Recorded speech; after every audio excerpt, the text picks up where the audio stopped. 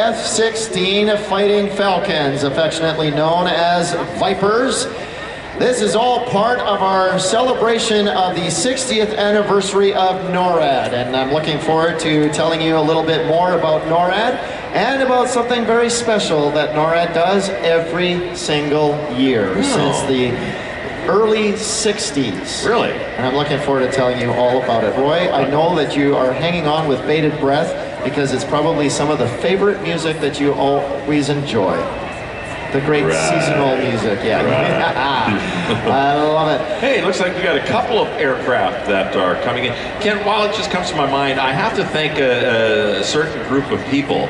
The folks that are working inside the terminal over here at YXX, because when the Blue Angels are flying, they have to clear the terminal out because that terminal is actually in part of what we call the aerobatic box, which has to be sterile. There can't be anybody in there.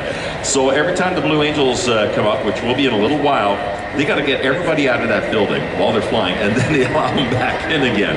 So thank you very much to everybody from all the airlines, security, et cetera, that work inside the terminal. Thank you for doing that for us so we can have this air show. The TBM has just landed, the TBM Avenger. I had the honor, believe me it was, to go flying in that aircraft on Thursday, and what a machine. My gosh, they used to do maritime patrols with that aircraft, and torpedo bomber that's mostly used in the South Pacific.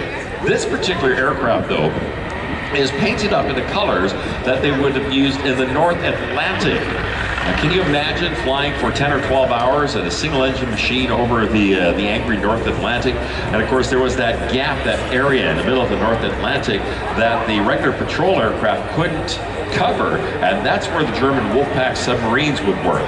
With the TBM Avenger, they were able to cover that area. And we landed, and I was asked, what do you think of the flight? And I said, the aircraft is big, it's noisy, it's oily, it's grimy, it's everything a good warbird should be. And the pilot said, you got that right. And Ken, I see another slightly larger aircraft coming in on final. We got coming in, what do we got? WestJet arrival, flight number 1138 is coming in. So we'll have a couple of departures. I know, but there's like 4